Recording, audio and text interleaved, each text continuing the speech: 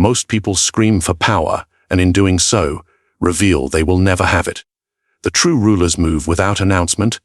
Their silence becomes their weapon, and their calm presence bends louder men to their will. In this video, we uncover how to dominate not through noise, but through quiet inevitability. Power does not belong to the loud. It belongs to the patient. The world is a stage of restless egos, each competing to be seen, to be praised, to be feared. Yet the wise understand once your hunger is visible, you are already being fed to someone else's plan. In the silence of strategy, the true Machiavellian crafts his ascent.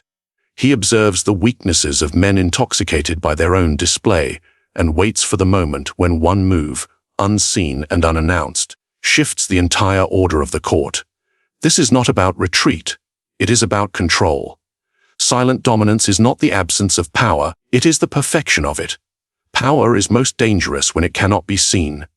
The visible ruler invites envy. The invisible one governs without contest. You see, the world fears what it cannot identify. When a man cannot locate the source of control, he submits to it unconsciously. That is the art of invisible power. To rule minds without ever announcing that you do.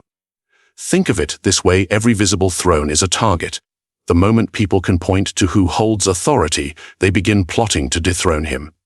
But the one who moves quietly, through influence, persuasion, and unseen levers, becomes untouchable. In history, the loud kings were the first to be executed. The silent ones, however, wrote the laws that decided who would die. Consider the Medici in Florence. They did not shout about their dominion. They controlled the purse, the church, the guilds, and therefore the city itself. Popes and princes came and went, but the Medici remained. They ruled from the shadows, letting others wear the crown and receive the daggers that came with it. That is invisible power, to let others burn in the light while you control the flame. Now ask yourself, do you crave recognition or control? Most people confuse the two. They chase applause thinking it is power. But applause is simply the crowd's leash. The more they see you, the more they measure you. The more they measure you, the easier you are to contain. True dominance is subtle. It's in the tone you choose not to raise, the secrets you decide not to share, the control you exercise over your own visibility. In the modern world, the same law applies. The loud influencer builds fame, the quiet strategist builds empires. The CEO you know by name is a figurehead, but behind him, unseen boards and private investors pull the strings. The powerful have learned what tyrants never could. Visibility kills longevity. The psychological foundation of invisibility lies in one simple principle. Uncertainty breeds submission. When people cannot define your position, they overestimate it. They fill the silence with their own fear and imagination. Your absence becomes presence. Your mystery becomes authority. Have you noticed how silence unnerves those who rely on validation? In conversation, when someone pauses before answering, insecurity begins to bloom in the other's mind. What are they thinking? Did I say too much? This tension is power, the unspoken pressure that bends others without a single word. The skilled manipulator weaponizes this. He knows that what is not said often controls more than what is. Every secret withheld creates imbalance. Every concealed motive forces others to reveal theirs first. Invisibility, then, is not disappearance. It is controlled perception. You decide when to appear and when to vanish. You decide which parts of yourself become visible and which remain untouchable. It is a game of selective exposure. Even in war, generals who understood this principle triumphed. Sun Tzu wrote that all warfare is based on deception. The unseen movement decides the visible victory. The army that hides its intent shapes the battlefield before a single arrow flies. And in politics, the same psychology rules. A politician who appears harmless can dismantle entire factions because no one prepares for a blade they cannot see. The farce aid of weakness disarms vigilance. The mask of humility hides ambition until it's too late. But let me be clear, invisibility requires discipline. It is not mere silence, it is strategic silence. It demands that you suppress the ego's hunger for recognition. Most men cannot bear to be unnoticed. And that is why they remain powerless. They mistake attention for significance. The wise know once you are seen, you are already being managed. To master invisibility, you must become comfortable with solitude. You must learn to move without announcement, to influence without attachment, to let others take credit while you take control. Let them believe they lead. Let them speak your words as if they were their own. In time, you will find that those who seem above you are often standing on platforms you built. And when they fall, you will remain untouched, unknown, yet omnipresent. So the question is not whether you can acquire power, but whether you can resist the temptation to reveal it. Because the moment you show your crown, the game begins to end. And those who play loudly die loudly. The next principle reveals the shield behind this silence, the weapon that guards invisible power, emotional detachment. Without it, invisibility crumbles. With it, you become untouchable. There is no greater weakness in power than emotion. A ruler who feels too deeply bleeds through his decisions. A strategist who reacts loses before he even acts. Emotion is the leash by which most people are led, and the sword by which they destroy themselves. If you wish to rule, you must first learn to feel without being moved. You've seen it, haven't you? How easily people reveal their intentions when angered. How quickly they surrender logic for pride or affection for validation. The human mind, once emotional, becomes predictable. And what is predictable can be controlled. Those who command power understand this detachment is not coldness, it is clarity. It allows you to see the world as it is, not as you wish it to be. Consider the fall of Antony after Caesar's death. Blinded by his love for Cleopatra, he ignored the tides of Rome's ambition. His enemies did not need to outthink him. They only needed to wait for his passion to blind him further, and when emotion ruled his reason, his empire burned before his eyes. You must never confuse intensity with strength. The calmest hand can cut the deepest, for it does not tremble with feeling. The moment you are provoked, you surrender control. And in the realm of power, control is everything. Ask yourself, how many decisions have you made from impulse? How many opportunities have you destroyed because you felt too much? Those who cannot separate their emotions from their purpose are doomed to dance to someone else's rhythm. The powerful, on the other hand, feel everything but reveal nothing. They watch rage pass through them without response. They let betrayal touch them, but not define them. They treat praise and insult as equal. Both are distractions designed to make them react. You cannot manipulate someone who refuses to react. This is why emotional detachment terrifies people. They cannot control what they cannot move. When you remain unmoved, they begin to doubt themselves. They question, overthink, and unravel while you stand still, calculating. In negotiation, this is lethal. The one who cares less always wins, because emotional distance gives time, and time is the oxygen of strategy. The other party burns with impatience, demanding closure, while you quietly sculpt the outcome in your favor. Even in love, detachment grants power, not through cruelty, but through self-control. The moment the other person knows you need them, they stop valuing you.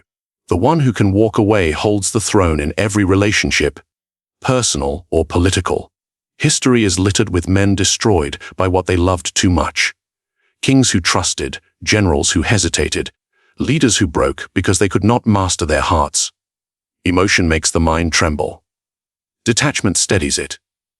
When I observed the courts of princes, I learned this cruel truth: those who rule effectively do not feel less than others. They simply refuse to let those feelings write their fate.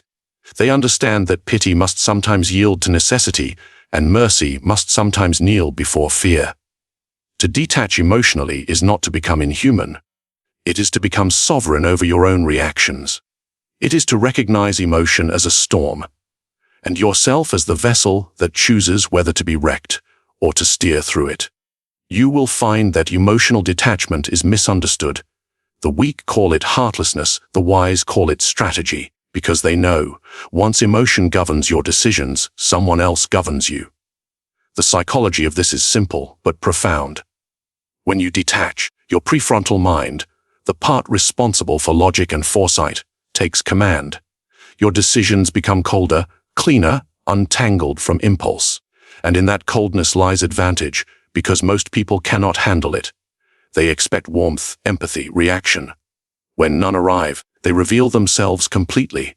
So train yourself to delay every emotional response. Before you speak, pause. Before you decide, breathe. Let every feeling pass through analysis before it becomes action. In time, people will find you unreadable, and therefore unshakable. The battlefield of life does not reward the most passionate, it rewards the most precise. And precision requires distance. It requires the ability to dissect, even yourself, without sentiment. Remember this: your emotions are tools, not masters. You may wield them when necessary, to charm, to inspire, to deceive, but never allow them to wield you. Those who master emotion can move crowds. Those mastered by emotion become the crowd. And as we move forward, understand this. Detachment grants you clarity, but clarity must be used. What good is seeing clearly if you never act with purpose? In the next principle, we explore how silence, your calm companion, turns that inner detachment into external control, because the quiet mind becomes the loudest in any room. Silence is not emptiness, it is tension. It is the invisible hand that tightens the air around the insecure and forces the truth out of the arrogant. Most people speak to release pressure. The wise stay silent to create it. Have you noticed how easily men fear what they cannot hear? Words reveal boundaries, silence erases them. When you say nothing, others must imagine what you might be thinking. And imagination is always more terrifying than reality. The powerful use silence as a weapon, not because they lack words, but because they understand their value. A word spoken too early can ruin a plan. A pause held too long can make an empire tremble. Look at the courtrooms of kings. The one who spoke least always appeared the most powerful, not because he had all the answers, but because he forced everyone else to guess them. In silence, authority is born.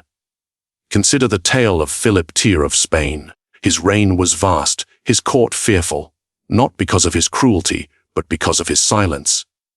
Courtiers never knew what pleased him or when they had offended him. They interpreted every look, every pause, every unspoken judgment. His silence ruled them better than any sword could. That is psychological pressure in its purest form. The mind enslaves itself in the absence of clear signals. Ask yourself, when someone falls silent during a conversation, what do you feel? Discomfort, anxiety, a need to fill the void. That reaction is the sound of your mind losing control. You start to wonder, did I say something wrong? Are they judging me? What do they know that I don't? And in that spiral, your composure breaks. While the silent one watches, learning everything he needs. This is why the manipulator listens more than he speaks. Each word you utter is a clue, a window into your emotions, your insecurities, your desires. But silence offers no map. It is a mirror that reflects your opponent's weaknesses back at them. You see, the absence of sound creates presence. People will attribute meaning to your quiet even when none exists. They will project their fears, their guilt, their ambitions onto your stillness, and in doing so, expose themselves completely. The art lies in timing. A silence too short is hesitation. A silence too long becomes dominance.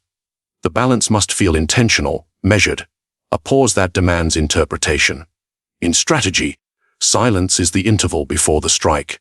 It builds suspense, expectation, and dread. The prey must first imagine its death before the predator delivers it. Even in conversation, the principle holds. When someone provokes you, do not react. Let silence wrap around the room. Watch as their confidence collapses under the weight of their own words. Most will stumble into apology or confession just to escape the discomfort they created. This is psychological warfare. Not through confrontation, but through absence. Modern manipulators know this well. In business negotiations, silence after an offer often compels the other side to speak first, usually lowering their own price. In relationships, a calm withdrawal after conflict makes the emotional one crumble, desperate to restore balance. The silence makes them confront themselves.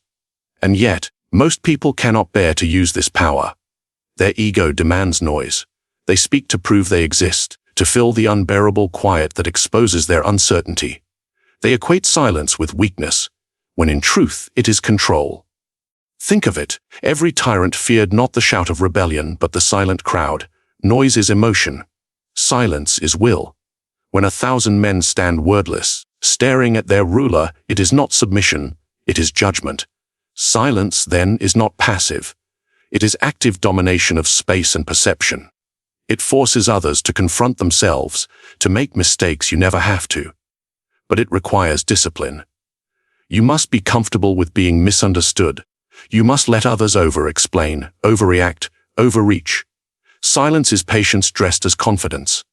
In the hands of the impulsive, it becomes awkwardness. In the hands of the calculating, it becomes power. So learn to hold your tongue when others rush to speak. Let them reveal their thoughts in their need to be heard. And when they finally ask what you think, pause. Let the silence stretch just long enough to make them doubt.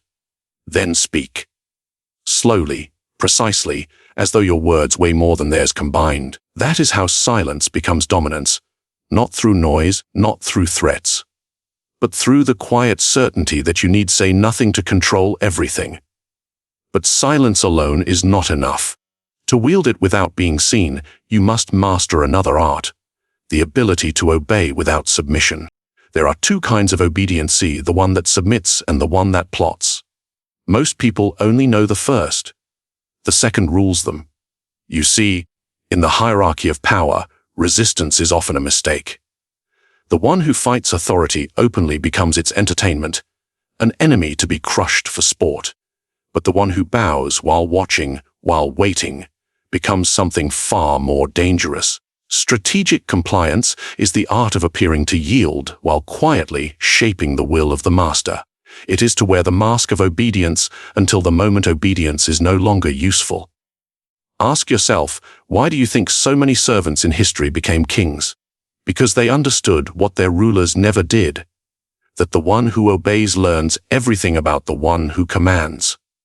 When you obey strategically, you are not surrendering. You are gathering intelligence, studying the patterns of control, mapping the structure of power itself. You become invisible, non-threatening, underestimated, and therefore untouchable. Consider the case of Cardinal Richelieu. He began as a loyal servant of the crown, quiet and dutiful. He flattered the monarch, carried out orders with precision, and never once appeared ambitious. And yet, within years, he had the king himself dancing to his rhythm.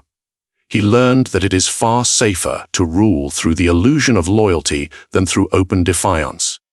This is the essence of strategic compliance, to make others feel secure in their control over you, while secretly removing their control one thread at a time. Most men destroy themselves by showing their hunger for power too early.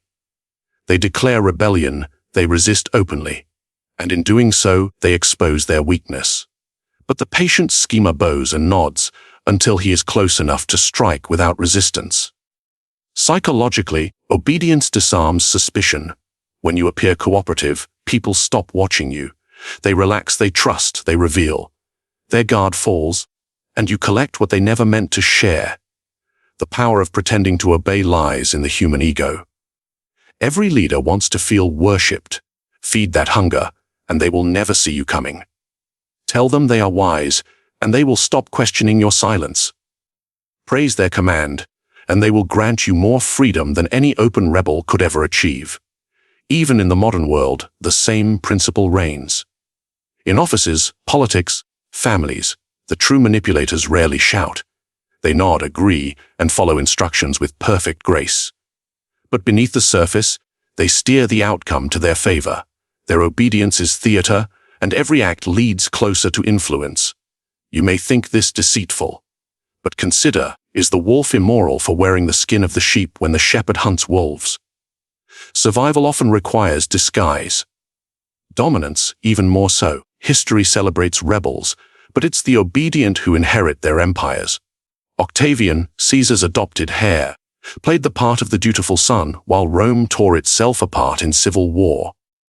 He waited as others bled for glory, and when the dust cleared, He quietly took the throne as Augustus, master of the world.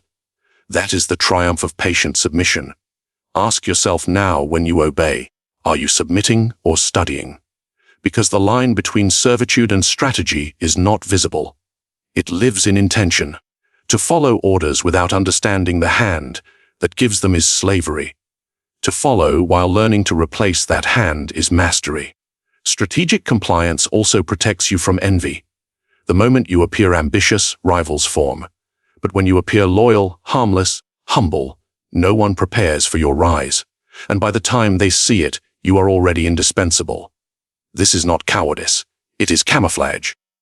The serpent hides not because it fears, but because it understands the advantage of timing. The wise conceal their power until revealing it guarantees victory. The secret lies in rhythm. Obey, observe, adapt, and at the right moment, redirect. A single subtle suggestion here, a quiet decision there. Soon, the one you serve begins to act according to your will, believing it was his own idea. That is not service. That is mastery disguised as loyalty. In every system, there are those who shout for freedom and die unheard, and those who whisper agreement and rewrite the system from within. You must decide which kind you will be. Remember, rebellion burns quickly, obedience corrodes slowly, and corrosion is what topples empires from the inside out. But obedience alone is not enough. To use it effectively, you must first know what to watch for, the movements, desires, and flaws of those above you. Power does not begin with action. It begins with sight. Before you can move people, you must first learn to see them, clearly, quietly, and without the fog of emotion or assumption. Most people look, but they do not see. They react to what is loud, to what flatters or threatens them, and in doing so, they miss the truth that hides in plain sight. Observation is the first weapon of power. It is how you learn to predict behavior, exploit weakness, and control outcomes without ever lifting a hand. Ask yourself, how well do you truly know the people around you? Their ambitions, their fears, the one thing they crave enough to betray themselves for. If you do not know these, then you walk among them blind, and blindness in the game of power is suicide. The silent observer governs the room without ever speaking. He listens when others talk, watches when others perform, and notices what others ignore. Because what people try to hide often tells less than what they accidentally reveal. Watch for contradiction. When words and actions diverge, trust the action. It exposes truth. The tongue lies easily, but the body always betrays. Consider the court of Renaissance Italy. Every prince feared spies. But the true masters were not the spies who spoke. They were the ones who watched. They noticed which nobleman flinched at the mention of gold, who smiled too long at another's wife, who lingered near a rival's messenger. No act went unseen, and thus no act went unpredicted. It is not brute strength that sustains a ruler. It is knowledge. Observation transforms you into that unseen force. It grants you the foresight others call intuition.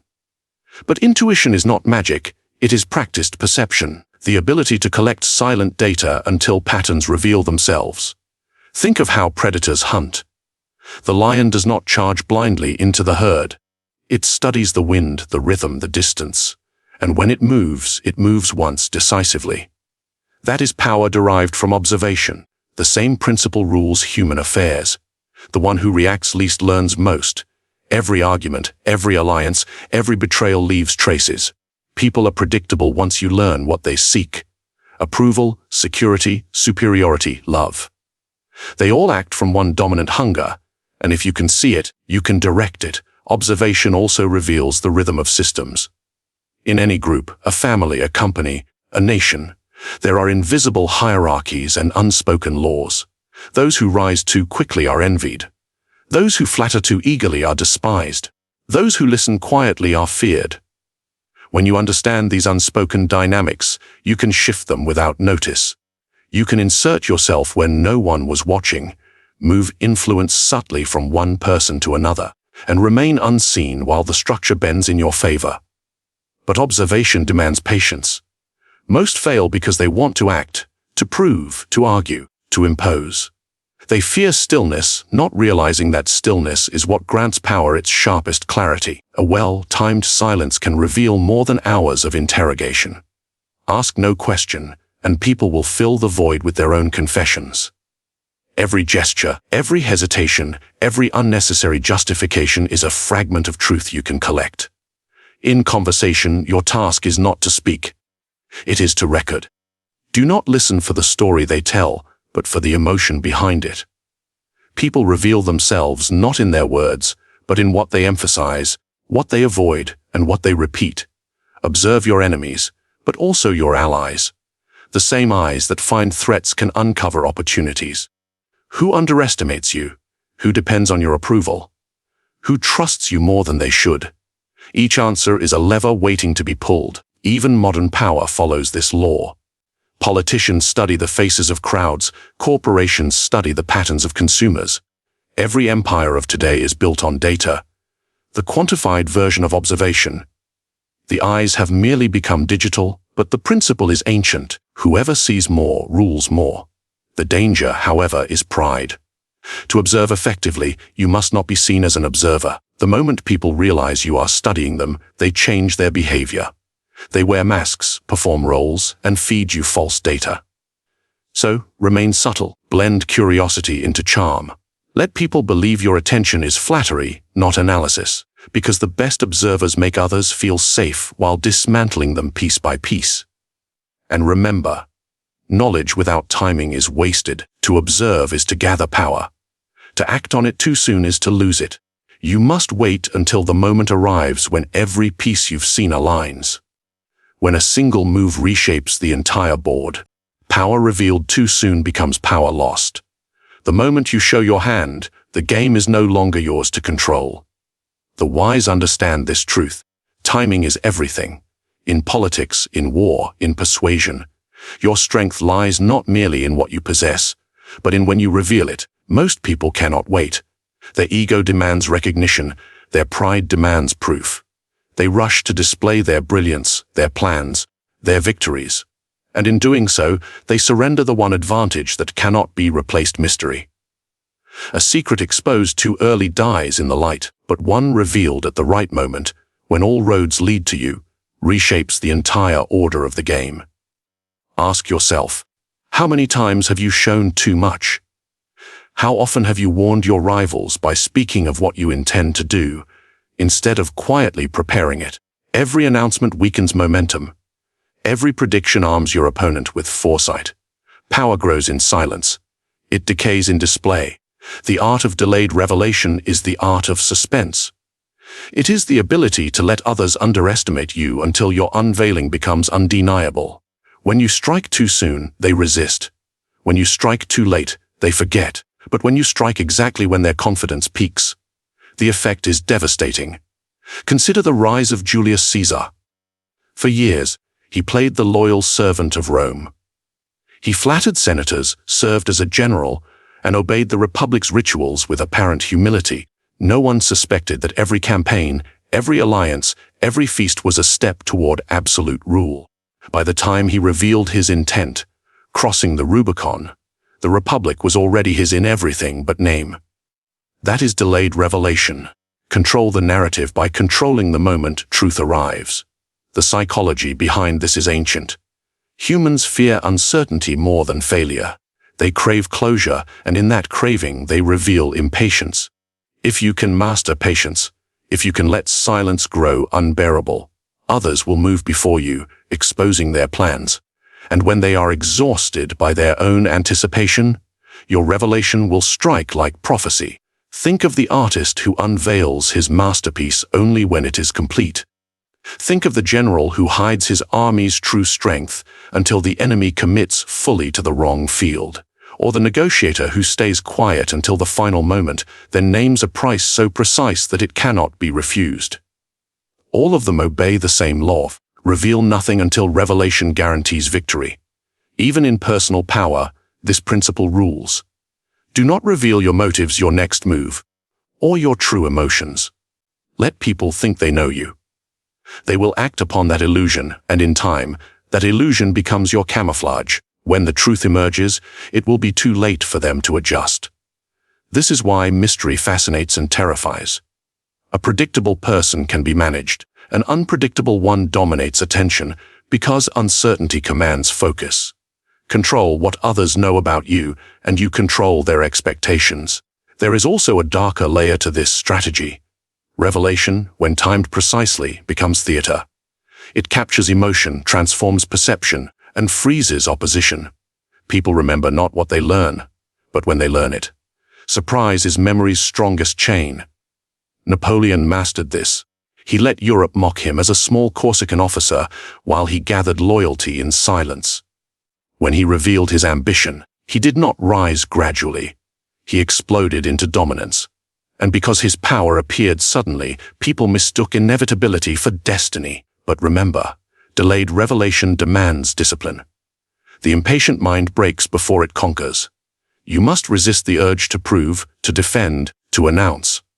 You must be willing to be misunderstood, even mocked, while your plans mature in the dark. Every seed that grows too quickly dies with the next frost. Every plan exposed too early gives others time to counter it. Endure their doubt. Let them think you have no strategy, no ambition. Let them sleep while you prepare the dawn. And when the time comes, when silence can no longer hide what you've built, step forward, not with words, but with inevitability. Let your power speak for itself. The quiet rise is always louder than the loud beginning. So ask yourself, what would happen if you stopped announcing and started waiting? If you let your enemies grow comfortable, confident, and blind, until the day your revelation shatters their certainty? That is not luck. That is design, and it separates those who seek power from those who become it. But there is one final truth left, a law that completes all others.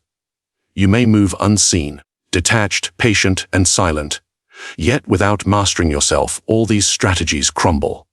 In the final principle, we will uncover that last conquest, the art of ruling even your own instincts. Because the throne of others means nothing if you cannot rule the kingdom within. Power is never taken. It is given by those who do not realize they are surrendering it. To control others without their awareness, you must master invisibility. Not through deceit alone, but through understanding. People are not moved by truth. They are moved by emotion, by ego, by the illusion of choice. Let them believe they act freely, and they will build your empire with their own hands. Control is not noise, it is silence. It is the calm presence that shapes decisions without demanding credit. The true strategist wins before anyone suspects a game was being played. Ask yourself, do you lead through force or through perception? Do you command through fear or through the subtle architecture of influence? If this truth unsettles you, it means you've begun to see. And once you see, you cannot return to blindness. Now tell me, how do you control without being seen? Leave your thoughts below. Subscribe for more Machiavellian strategies. And share this video, so others may believe they are learning power while you quietly master it.